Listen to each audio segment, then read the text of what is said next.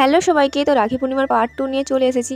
জানি প্রায় 1 বছর হতে যায়, আবার আসতে যায় রাখি পূর্ণিমা। আমি এইভাবেই ল্যাদ খেয়ে ভিডিও করছি। আর তো প্রথমে আমার ভাইকে রাখি পরিয়ে দিলাম, ও আমাকে দেখছি গড় করছে।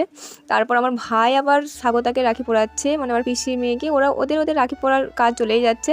আর এদিকে আমার ভাইকে আমি সারা দিন ধরে খুঁজে শেষমেশ পেলাম।